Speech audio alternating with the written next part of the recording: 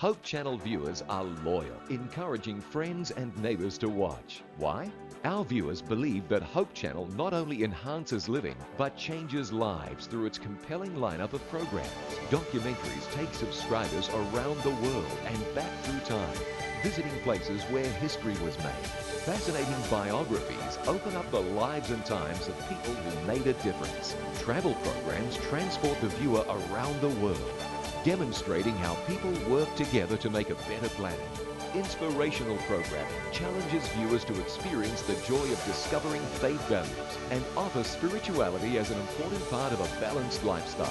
Health and lifestyle programs teach disease prevention and make healthy living simple and attractive. Hope Channel programs provide invaluable support for developing healthy relationships and strong communities. Welcome to donor-supported Hope Channel.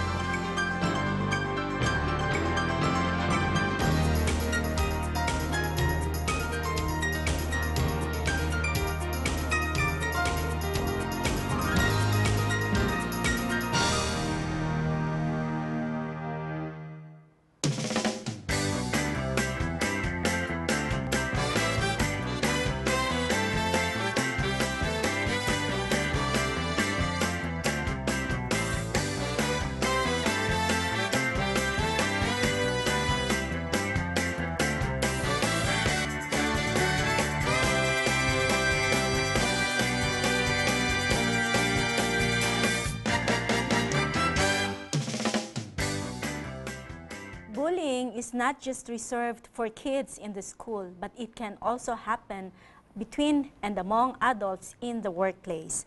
And the effects can be as damaging to the person as well as the environment in terms of work and productivity. Dynamic Living, the Total You, would like to invite you, dear viewers, in the next 60 minutes as we try to discuss a silent epidemic, bullying in the workplace, in celebration as a beginning for Women's Month. I'd like to welcome to my show tonight. I have here Dr. Olive Pelayo. She's a clinical psychologist. Maayong gabi diha, Olive. Maayong gabi po sa itong mga televiewers. Happy Women's Month! Yes, Happy Women's Month. And of course, we have Fides Teresa Cabana. She's the officer in charge, Commission on Human Rights. Good afternoon, Doc, and good afternoon sa tanang mga kababayanan sa tibok kalibutan. Yes, di ba? This is our month. This is our month. Oh, and this is the way to tell the people na empowered women are, needed today, Yes. di ba? And of course, nag-iisang binata, no? The only thorn among the roses here. I have here Mr. Atheneus Basalio. He's the Chief Technical Services Division of the Department of Labor and Employment. Good evening po sa inyo, sir. Good evening, Doc, and good evening to all televiewers, and congratulations to all women. Yes, and I am very sure. Yes, and I am very sure si Sir has a lot of women, you know. But my T-shirt is a God-related T-shirt. Gender development. Gender development. Gender advocate siya. Yes, gender advocate siya. So maganda yon. And syempre sinabi ko kanina, yung ating topic is about, it's a silent killer. It's a silent epidemic. Kasi, not everybody comes out in the open. Yes. So we'd like to educate our viewers and of course the people out there na, something can be done, it can be prevented, and yun namang mga taong perpetrators nito, wag naman, di ba? So pakiusap natin yon. So pag sinabi natin na, bullying in the workplace, paano natin masasabi and how do we quantify na hetong environment na to is abusive to a person, whether babae siya or lalaki? Kasi let's correct, no? Pwede din naman ang lalaki ibubully. Di ba? Yeah. Di ba, sir? Yes. Pwede, Yes. no? Oo, kagaya lang yan na hindi lang naman ang mga babae ang binubugbog, kundi pati ang mga asawang lalaki, di ba? Kaya nga minsan yung mga guys, they complain na one-sided yung batas, no? So pag-usapan natin, pag sinabi na yung abusive yung environment, which can hold true for both a man and a woman, ano ito?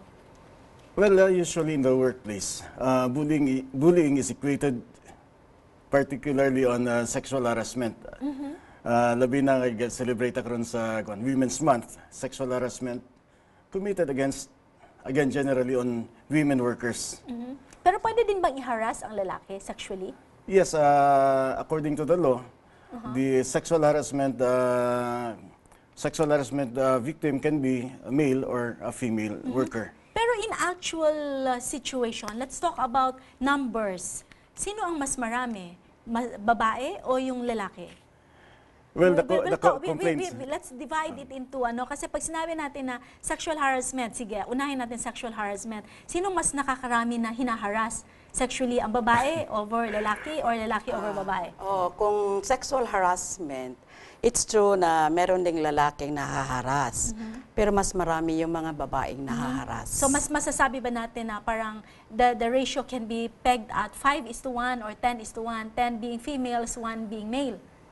Let's say mga 8:1. 8:1, malaki-laki din yun, no? Malaki din Marami yun. yun, oo. So, paano natin masasabi na, heto, in terms of bullying naman, in a different manner, kasi may different forms yan eh. And sexual harassment is just one. Ano yun, Olive? Anong mga forms of bullying? Marami, no? Like, yung mga mistreatment, intimidation, humiliation, yung mga ganon. So, pag sinasabi din natin na based on gender, hindi lang din po yun babae. It includes men also. Remember na meron tayong mga profile for, tawag nito, yung mga binubully most of the time. And these are persons na medyo nakakaiba from the mainstream. Yung madaling makita, like yung, kung in this class, medyo the same yung mga weight. Sino yung naiiba dyan, yun yung unang nakikita ng iba. In other words, pag sinabi mong naiiba siya, sige, unahin natin yung victim muna. So sabihin natin yung victim, di ba? So kunyari, si Sir ngayon, siya lang nag-iisa. Kasama natin, so pwede natin siya i-bully. Parang ganon. Okay. Tapos, we should know also na most of the time, itong mga nabubully are medyo low yung mga self-esteem, yung ganon. And hindi din ibig sabihin na porque they have a good height and they look good, hindi na sila prone to bully. There still are. No? So, depende siya sa kung unsang community siya kung unsang organization. So, in other words, it's not a guarantee na kung gwapa ka, gwapo ikaw, okay naman, dili ka mabuli. Dili ka mabuli. So, it can happen to anybody at Anybody. all. Anybody.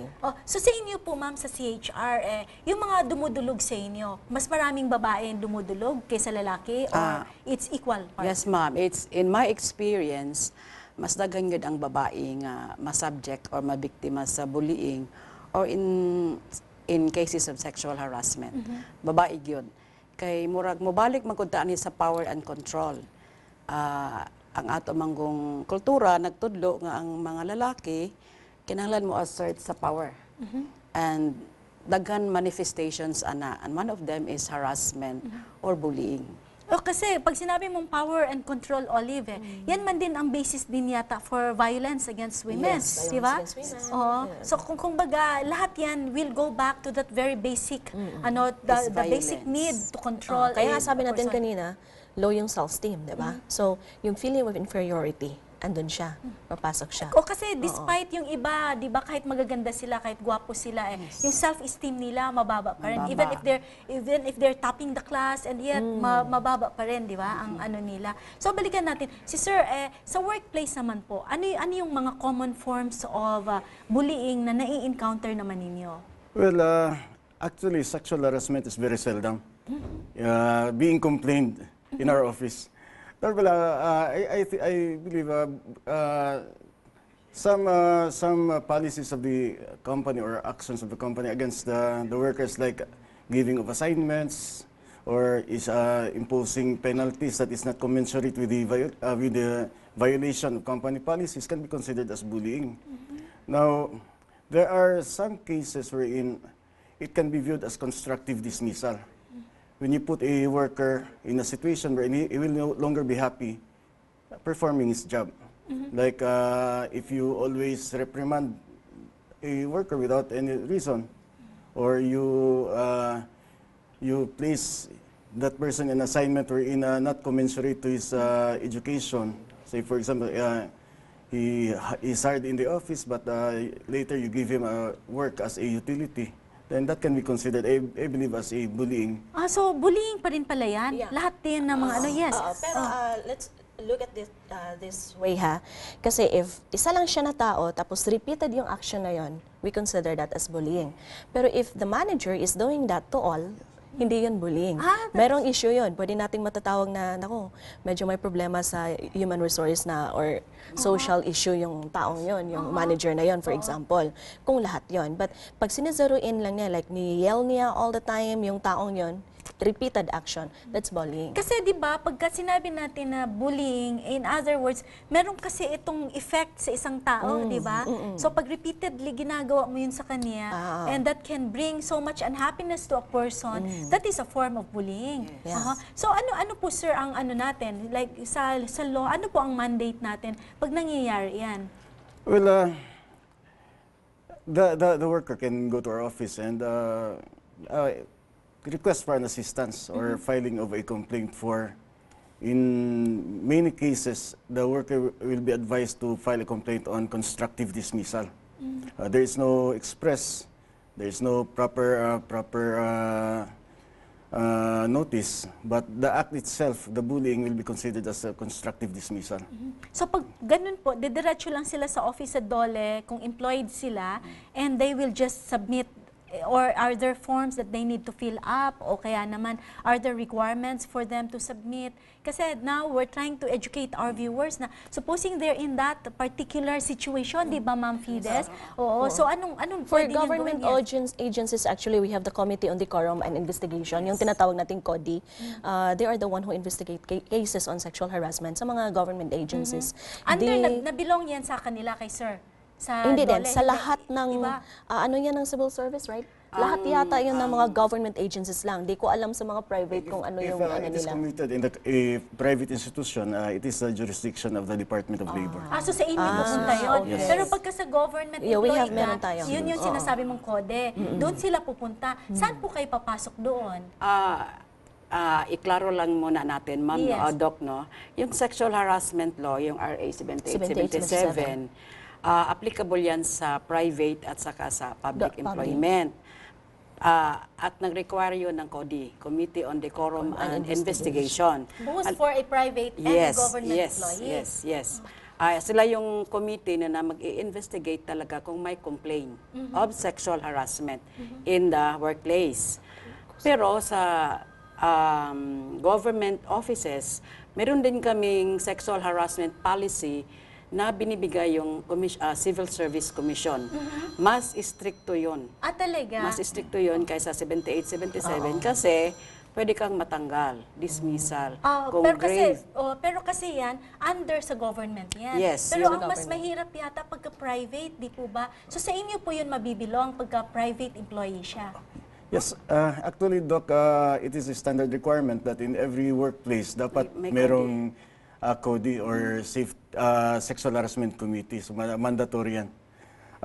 In cases of complaint, it is encouraged as much as possible, dapat ma-settle within the committee.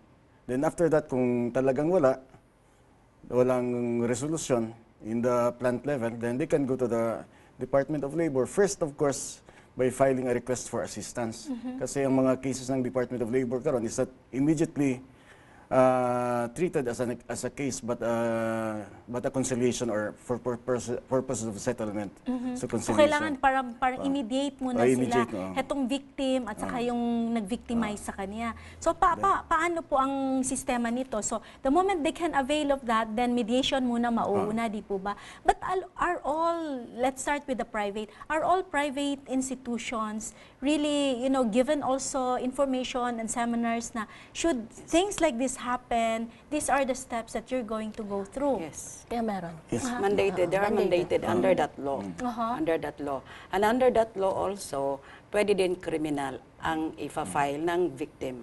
So So administrative and criminal. So meron itong liabilities. Yes. So Meron, yes. hindi siya yung tipong magrereklamo lang ako and then wala namang mangyayari. Ganon. Kasi minsan, di ba, yun yung feeling ng tao na what for ako magrereklamo when in fact nothing will happen to the other one.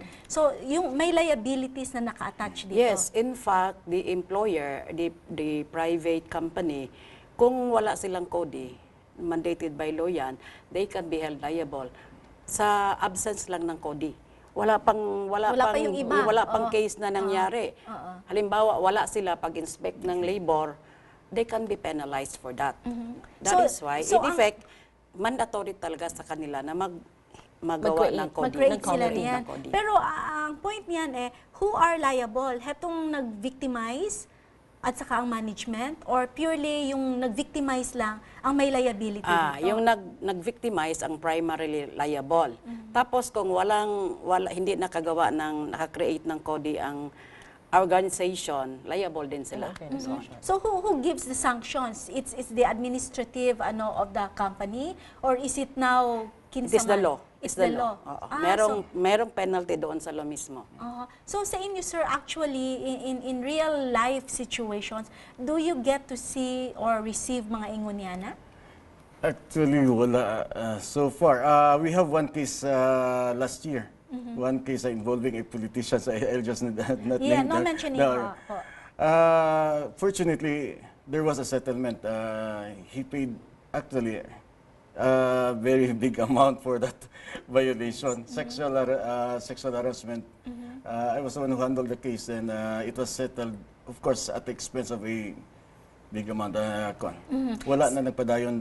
So sa inyo po, Ma'am Fides, kayo, you are there sa Commission on Human Rights. Supposing na ang feeling ng victim wala namang nangyari at that level sa admin, no, or sa management, can they go to your office and ask for Yes, help? in fact, we have cases on that. We assisted the victim in filing the criminal case. The criminal case. So ano pala ang penalties when a criminal case is filed against the victimizer? This is also one of the negative aspects sa law kasi mababa yung yung penalty, 6 months imprisonment plus fine of about 10,000 to 20,000 pesos. So very Very affordable, di ba? Kaya yung iba, pwede nilang gawin yun. Pero pwede kang maghingi ng damages sa civil aspect, and you can ask, depende kung anong status mo sa community, sa anong position mo sa organization. Kung manager ka na, ikaw ang naharas, mas malaki-laki din yung babayaran as damages. Aside, of course, from the criminal na liability niya na gagawin sa kanya. Pero why is it kaya, for the three of you, why is it na bakit kakaunti lang would come out with filing a complaint on these matters? Kasi syempre, pag sinabi natin, we're not just zeroing in on sexual harassment, it's bullying, di ba? So, intimidation, yung sinasabi mo kanina, Olive, di ba? O kaya yung ipapahiya ka, o kaya yung constructive dismissal. Bakit kaya kakaunti lang would come out in the open and file a case? Unahin natin si Kasi Olive. nga, di ba, this is an issue of power. So yung feeling pa lang na inferior ka, yung low yung self-esteem mo, tapos lalong bumaba nun, nung yun, binubuli ka na. So, titingnan mo lang yung profile na ganun. Talagang, di ba, parang nakakahiya na lalabas ka pa na parang, ano bang, kung sa pa ba yung naasa ako, ang amurag na urot naman. Because of the experience. So, yung anak yun na nga, medyo gamay lang ang kuan. At saka siguro yung fear. Fear, and aside from that, kanang threats. Kasi ang uban, namay mga kuan. Ibali, no? At saka i-blackmail ka. At saka yung feeling siguro of embarrassment na mapapahiya ka lalo, di ba? Maulawan ka. Especially in sexual harassment cases, kay usually mas daghan man gid ang mga babae, and we, mga Pilipina, dili kay na sila mo reklamo because they would tend to keep it to themselves kay maulaw. The first place, kay mahadlok po silang mabaling nga ikaw manggod kay atan man ka. So naay stigma sa kung complain ka. And another thing, maybe pure ignorance. They do not know how to go about it. Walay makatabang. Yeah, and that's what we're trying to help them out on how to go about it. Sa inyo naman, sir. Yes, ang sexual harassment, work-related sexual harassment, actually, one of the elements is that the harasser or the offender should have moral ascendancy and authority. So most probably, ang katong mga victims, maddox lang authority man sa matangtang sa trabaho. Isa siguro na sa mong nakita. As I've said, there are very few complaints on sexual harassment. But on other cases of bullying, dagan sa kuan. Kanang constructive dismissal. And usually these are constructive dismissals. So kanang ibalhin-balhin sila sa ilang trabaho. O lain-lain ang ilang i-require nga performance at the middle of the period unta nga mag-perform sa i-change ang Pero di ba, bullying in the workplace can happen to anybody. Yes. Yeah. So no matter what your profession may be, whether you're a white-collar job, you're a manager, you're a doctor, you're a nurse, di ba? It can happen. Can happen. Dili lang man na siya gakahitabo sa kanang mga underlings. Oo. So, mo to atong giingon ka ganina nga, wala siya gapilion, no? Tan-awon man gud pod nato, kasagara, kinsa man gud po ning gapang bully. Mao man ni sila gud ang naapoy issues silang kaugalingon. Sometimes they also experience being bullied mo nang naa nga mobalo sila by kanang being powerful to some. Nga na, no? So, kung imong hunahon, most of the time ang naay problema ang nang bully. It's not the bullied actually Yung nambubuli, yun yung ano. So, aside pa sa sinabi mo na may issues sila sa kanilang self, can we also say na, di ba, kasi bullying happens in children sa school. Common yan sa school, di ba? Na uwi na yung bata, iyak na lang siya kasi inaaway na siya doon, di ba? Is it possible also na yung mga nangbubuli as adults sa workplace are the same ones who bullied when they were still children sa ilang mga kasama And they were nila? not correct. It's They were either corrected. they are being bullied or they are the one who bullied. So pwede siya. Pwede It can siya. be, it can be both Yung ways. hindi walang intervention na nangyayari during the time na naibully sila. Pwede din silang later on they establish some sort of status quo and then yun gagawin nila Sila yun na. sa mga So sila nila. nang gagawa na. Oo. And do you get to see them in your clinics like that? They come to you for counseling? Like the parents will bring to you for counseling yung mga anak Usually nila? yung mga binubully. Yung mga binubuli, Yung mga hindi yung biktima. bully mismo. So andun yung issue on anxiety and depression. Oo.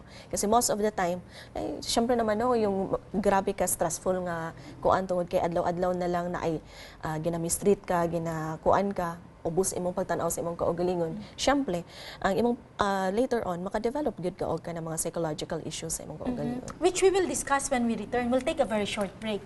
Please stay tuned.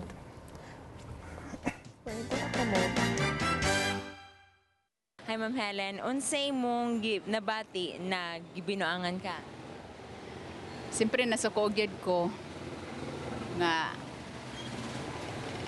nang mag-joke sila nga binuang dayto ilang joke sa ako. Kasakitan, siyempre. Dayon ka nang naghila ka na lang. Actually, ma'am, syempre, kung binuangan ka, syempre, masuko ka, ang imong initial imong reaction, masuko ka, pero depende na lang pag-suppress nimo sa imong gagalingon, kaingon man ang Ginoo nga dapat dili ka masuko, imong i-control imong self. Pero usually, ako gid ang mangbuli.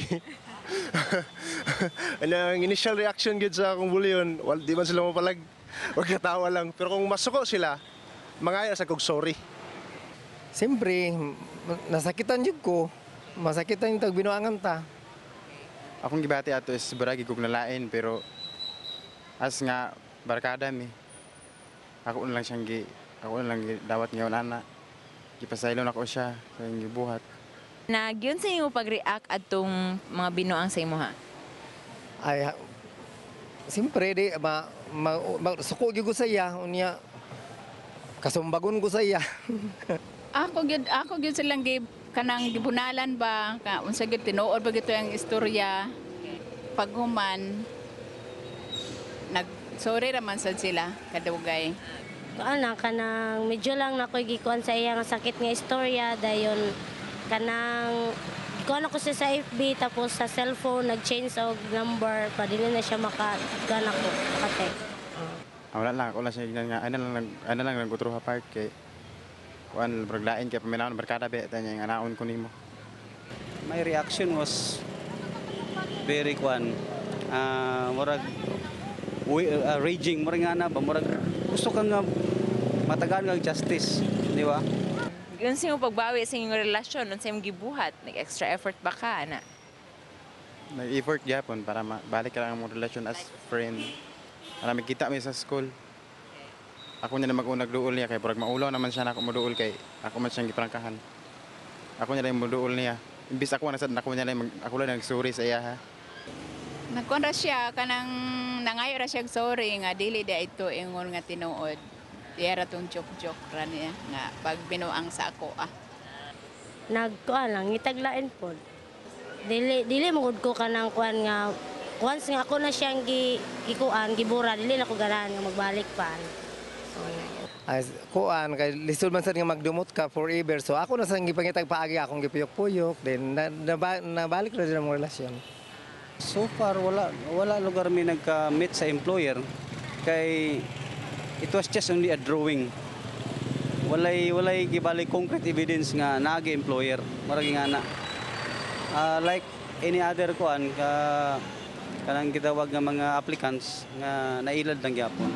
Ayos ma'am, okay, mag-sorry ko, then wala raman sad sa ila, so friends naman yapon. Pero ako sa binuangan, kanang friends na ako nga nakaila sa ako. We are people, and we love to get connected. We connect as families because of birth. We connect as friends because we click. And we connect as communities because we care. Seventh-day Adventists are people who connect in communities called congregations, which in turn connect to form conferences, who connect together to form unions, divisions, and the General Conference. Why do we connect?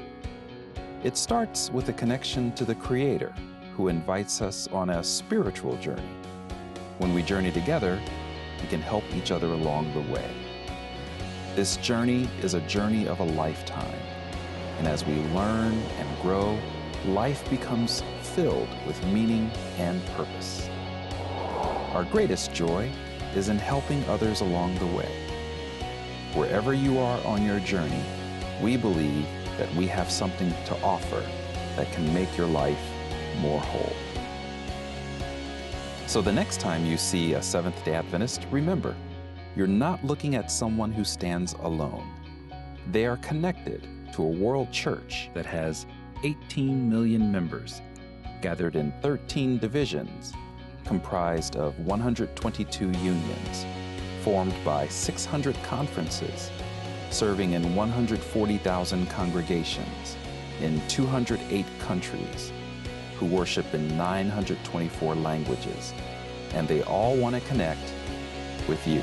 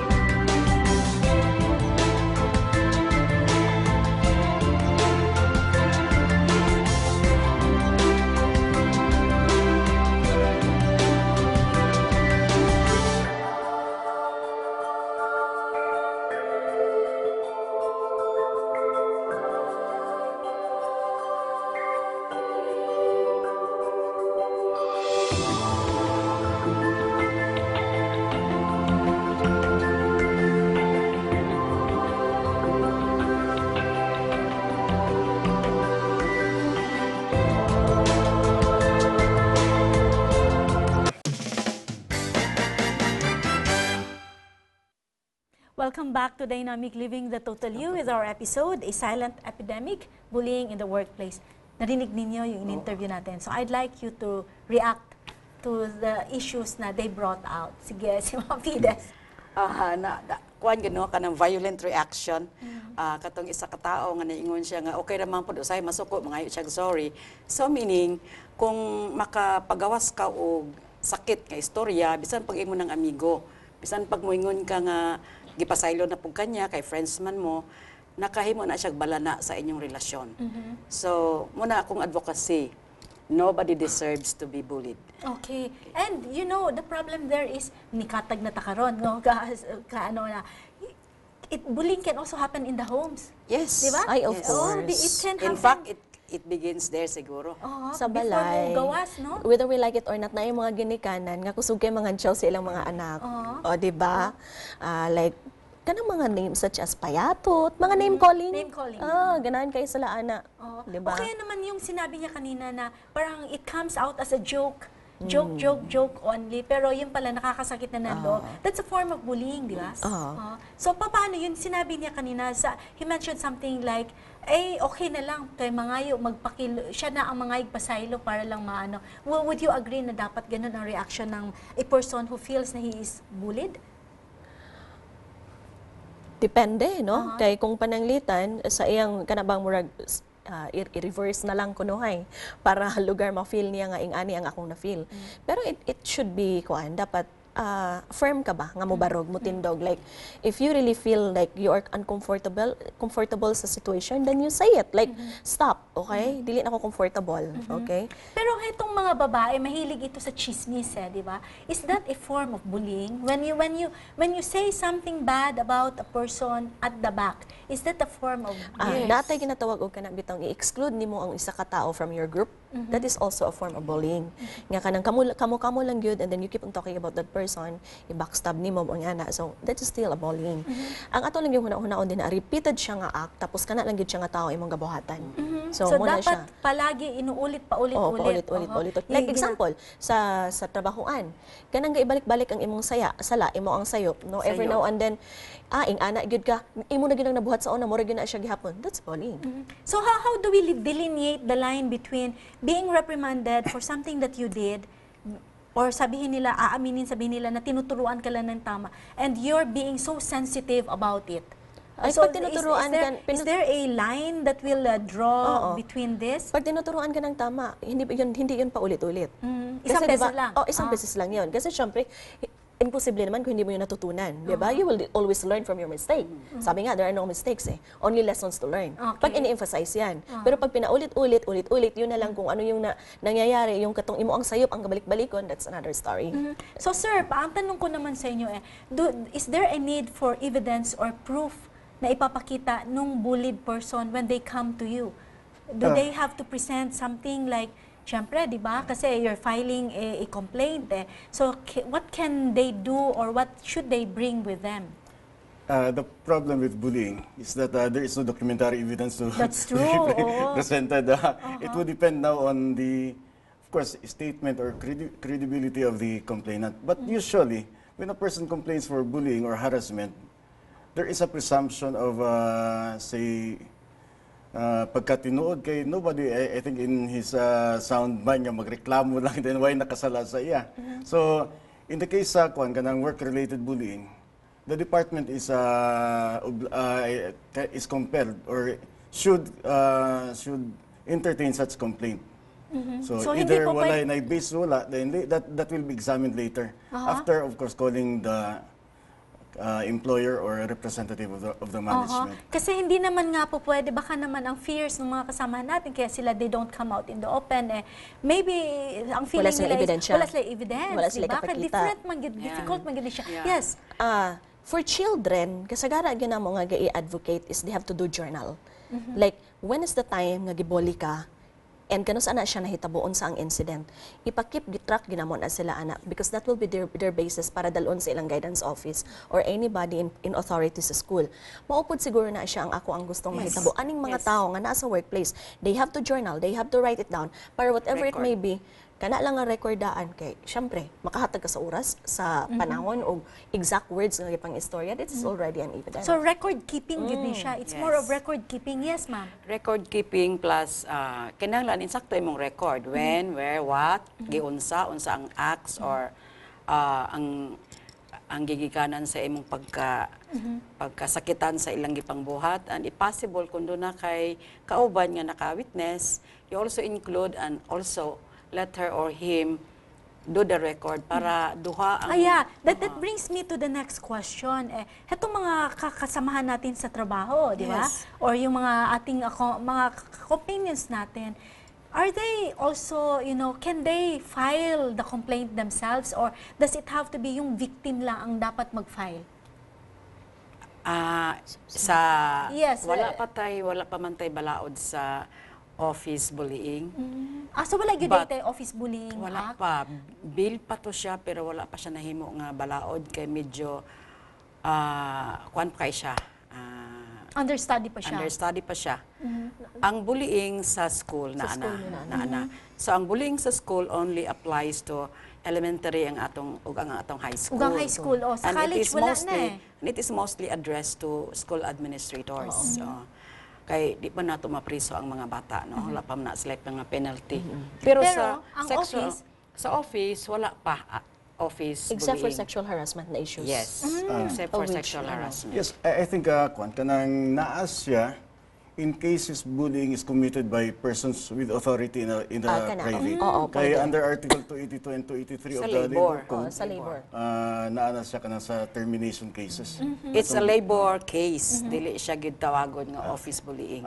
So na under siya ana niya. So they can actually use that as the law now that will protect them. Pero kung may kag office bullying lang, Dili wala siya, gyud siya. wala pa. Siguro mo na nga natin mga perpetrators because they think na they can get away with it. Yes.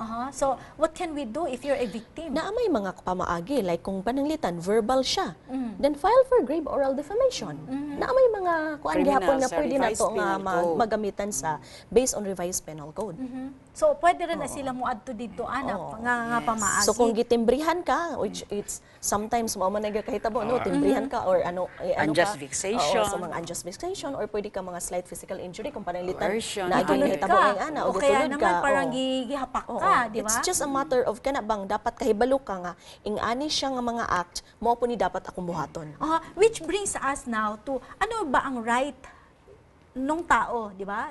It all goes back to what is my right as a person, di ba? As a person and in my workplace. Basic human rights as a person, you have that right to dignity.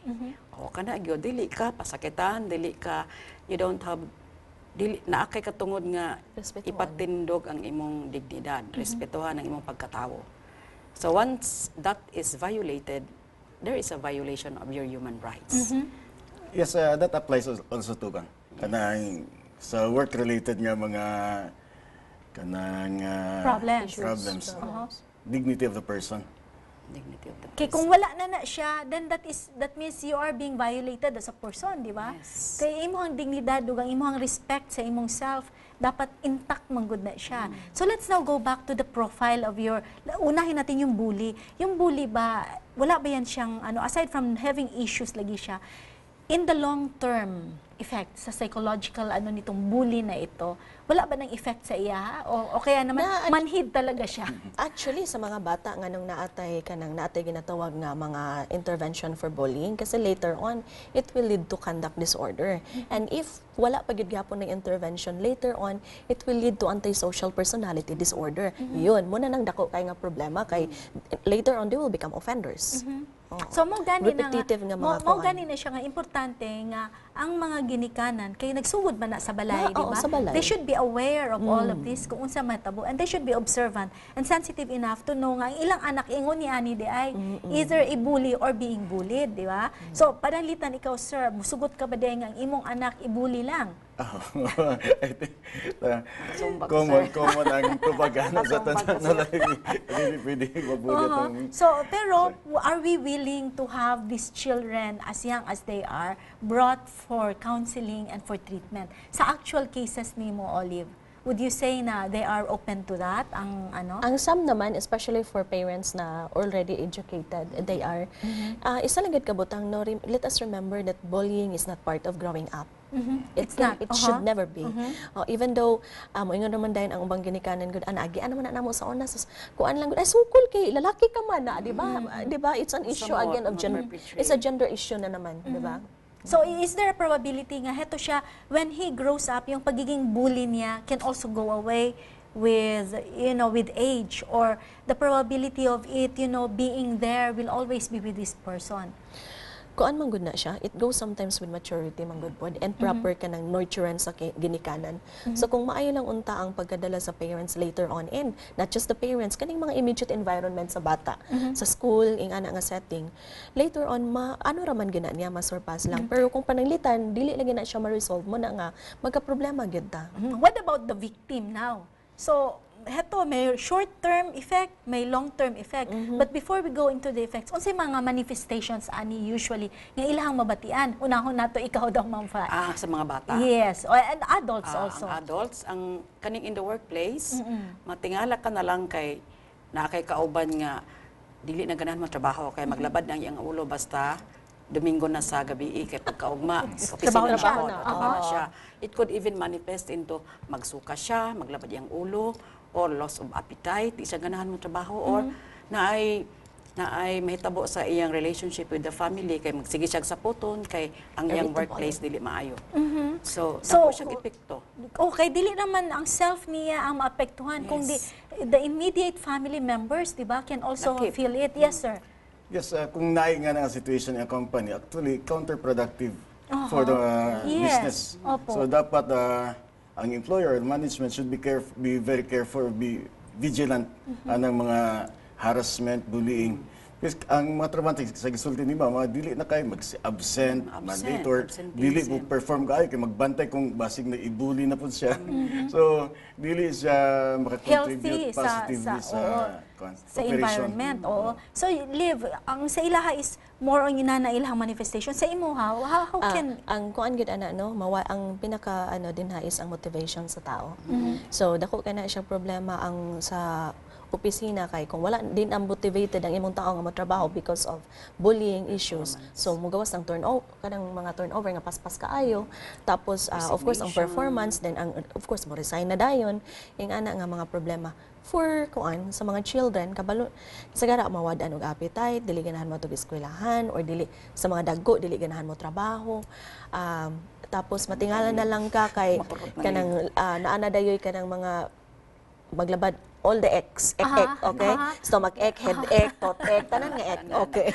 So mo na lang na ilang buhaton, di ba? Daghan ipagawas para lang dili mosulod sa trabaho. Para lang dili kasulod sa trabaho. So, but will there be long-term effects? Kasi ito yung immediate na manifestation sila na nafe-feel nila But will it affect the person on a long-term level? Oo. Mo na to siya atong giingon nga for a victim. For a victim, magkakaroon ng depression, anxiety. Ang worst man gud sa depression nga case is suicide, no? So mo na dili nato gusto nga mahitabo.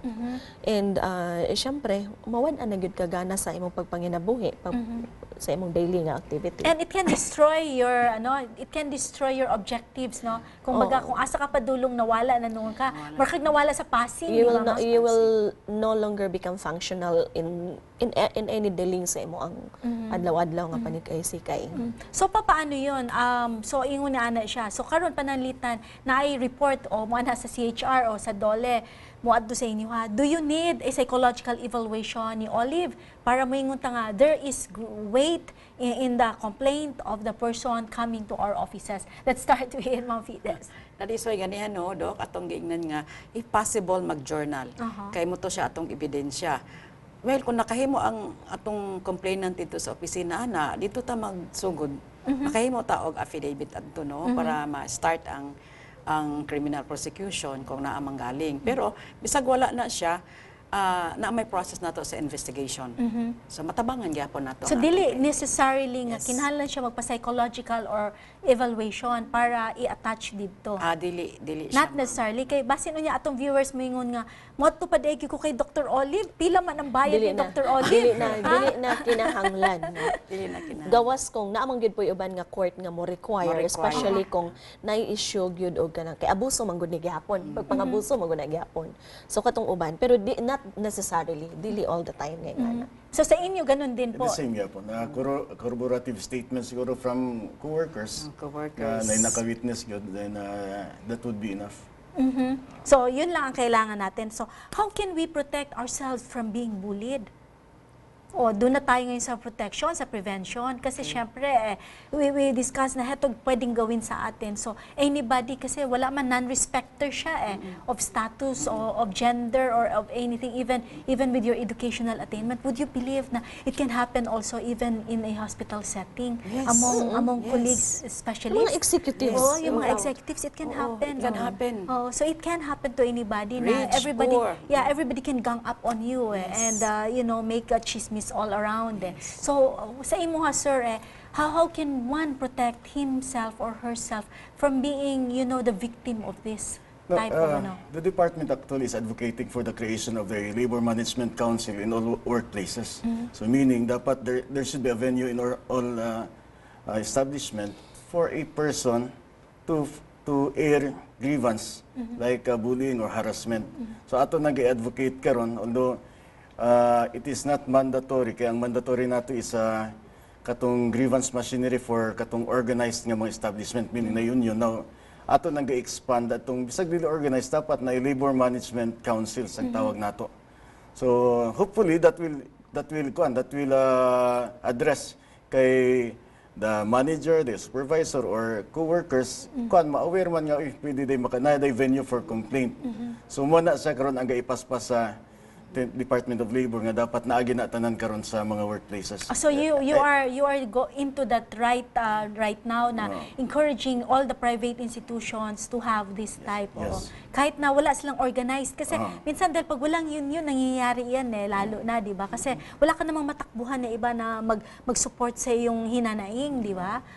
So sa inyo, ma'am, what would your advice be na in order to protect yourself from being a victim of this? We should teach our children and other employees to say no. Pag naanag ani mga abuse or bullying, you have to say no. And tell the other person, stop it.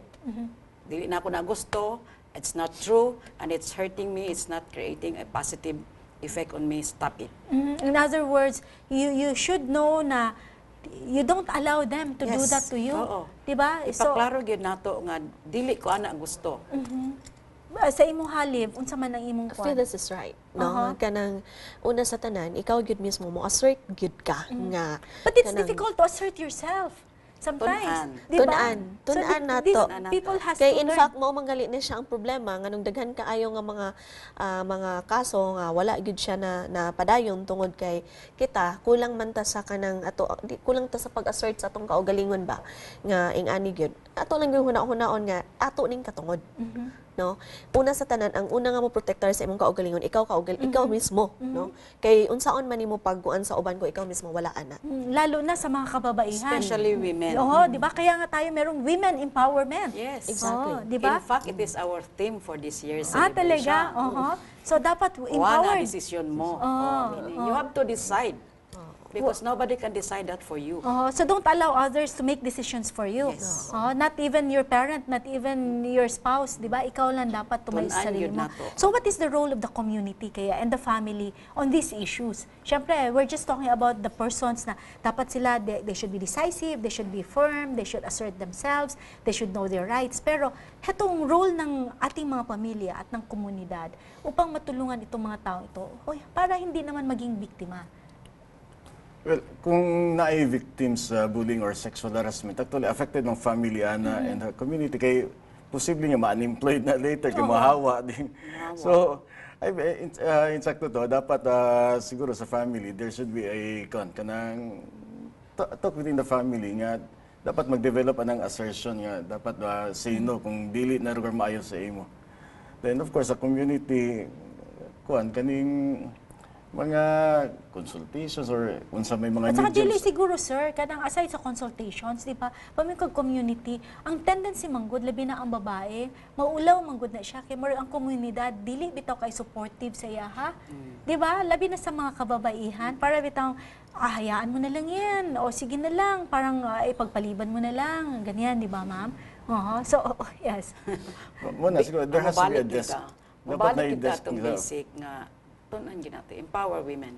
Bisag kinsa kay men can also be victims of bullying. So everybody should be empowered to say no and make their own decisions. Kana mong kuan culture nato mga kaulawon sa pamilya. Mo gina siya kasagaran ang problema. So balik ta sa family. Una-unaon nato wala laing mo suporta sa inyo ang kapamilya kung dili ka mo rapod mismo.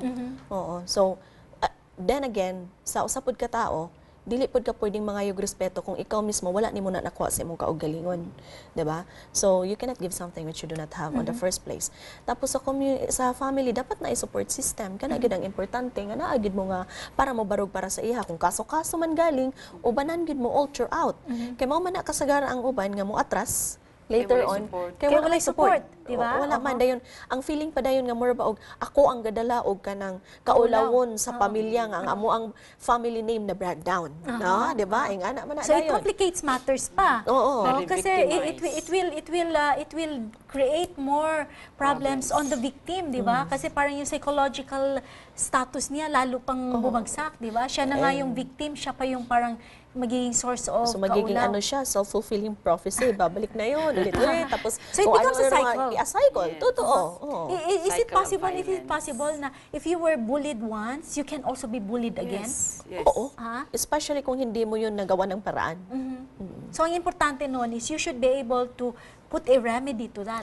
And then learn the proper coping mechanism para kaya mo yung harapin. Oo. Whatever it is, Oo. wherever you may be. Would you say na kailangan sa isang taong bullied in a certain workplace or in a certain location, kailangan siyang umalis doon, lumipat, para lang maka-recover siya? Or can that person stand, in that First and place? foremost, you have to make the necessary adjustment, of course. Kaya lang, pag sobra na naman yun, na talagang parang below the belt na hindi na talaga kaya, then do something about it.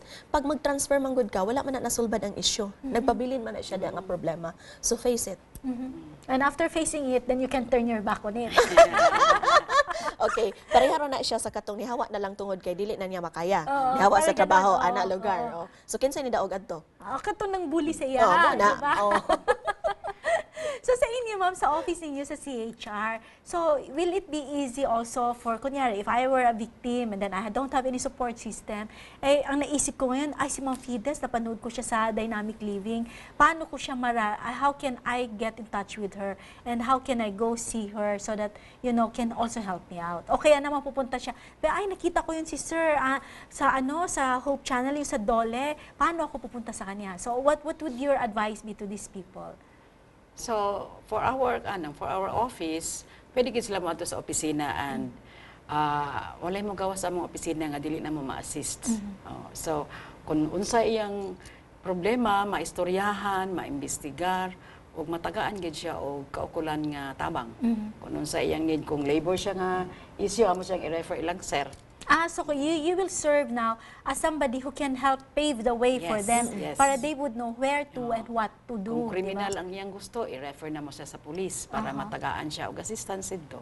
And if kailangan siya ng counseling, do you si also... Ma'am Olive. Yeah, si Olive will be there to help out. Actually, the last time, nire-refer ako sa CHR. Client ko yun. Oo, tapos, yun nga, may issue on, yung sa employer, yung parang ganon. Babae siya. Tapos buntis pa at the time. So talagang pinapapunta ko doon. And then, gladly, she was assisted naman. Diba? And na-resolve naman. Na-resolve. Ang importante lang yun, ana, muduol gud ka. Mugawas gud ka, mangayo kag pagkitabang. And then you have to really say it. Kay kung imo lang na nga ikip sa imong kaugalingon, wala. It will na, wala siya ma-resolve. And it's going to be a cycle. A cycle. And then, dili lang ka ikaw ra ang mabuli. Kadaghan pa ninyo. Oo. Kasi it becomes a cycle and nobody can correct the problem. Di po ba, sir? Oo. Kung may magreklamo or may mga assistance, of course, na may opisina ang Department of Labor sa tanang provinces. So, ato lang sa dito, then the same with CHR, i-entertain, dili pwede nga dili gid siya. I-entertain kay samot na og work-related siya. Mo man among mandate nga to assist, of course, among presence, assist workers. So, Opo, kasi para ma-address siya. Otherwise, it becomes a nagging pain na dili bitaw siya masulpad bitaw. So, more importantly karon is we can see na dili lang bitaw ang actual bullying that can happen na personal, di ba? It can happen even in the media. Kadang sa mga social media, di ba? And it can even happen through text messages. It's cyberbullying. Cyberbullying, di ba? So that's part of it, di po ba, Ma'am Yes. Fides? So what can we do to help them na it should not be done?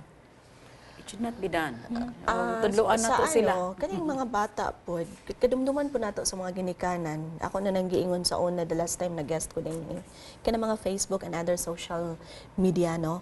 Kay kung imo mo yung tan-awon, dili bigyan na sila ka register kung under Below certain 18. age pa, no?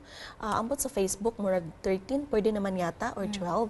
18. Pero beyond that, tagaubo sila. Beyond that dili pa gyud pwede. Namo pa ginikanan nga sila mo himo. O, di ba?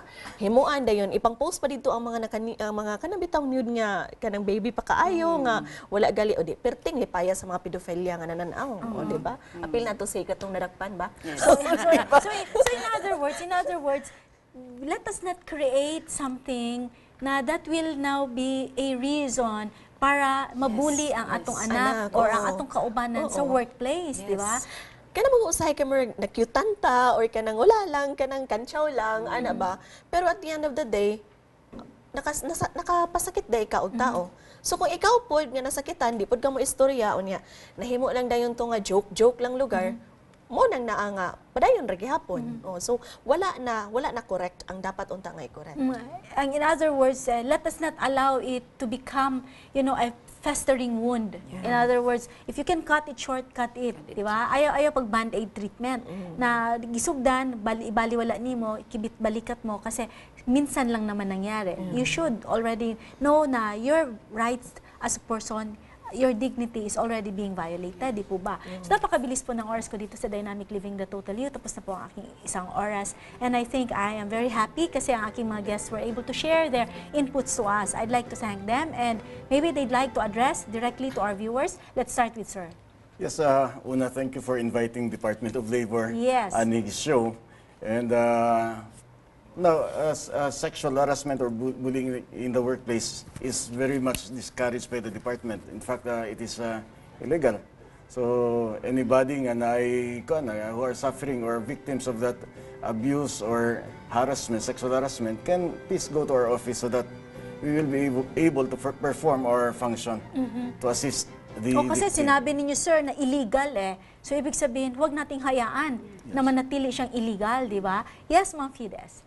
From the Commission on Human Rights, nagpasalamat mi nga na-invite mi ani nga program o ang among parting words, no, kay everyone is born equal in dignity and rights, and among banner statement, no one deserves to be bullied. Sige, Olive. Back to the basic lang gid siguro, no, ang atong values, ang atong giun sa nato pagtan-aw ang ato ang pagkatao ug atong isig katao, how we respect each other, mo siguro gina siya ang importante. And then if na-feel nimo nga dili naka-comfortable, always say something about it. Ayaw siya nga pasagdahan lang nimo para dili ta magka-problema. And siguro I would like to take this opportunity to invite all the government agencies tomorrow natay kick-off activity sa Camp Alagar sa ato ang Women's Month nga celebration. So natay mas, tapos after dahata. Okay, so dapat lahat ng mga kababaihan sumali kayo. And actually, 2 o'clock tomorrow. Tsaka di ba pagka Women's Month, dapat pati ang mga partners, ang mga kalalakihan should join us to give the support to women, di po ba? Remember that when you are bullied, the effect can be devastating. Hindi lang yan pangsamantala, but it can have a long-term effect. And no one has the right to abuse. Neither is a person, should be abused, or you don't take it na dapat you can take an abuse as a person. Remember that even in the Bible, we are encouraged in Ephesians 4:1-3 that we are to bear one another in love and to work in peace. Magandang gabi po sa ating lahat.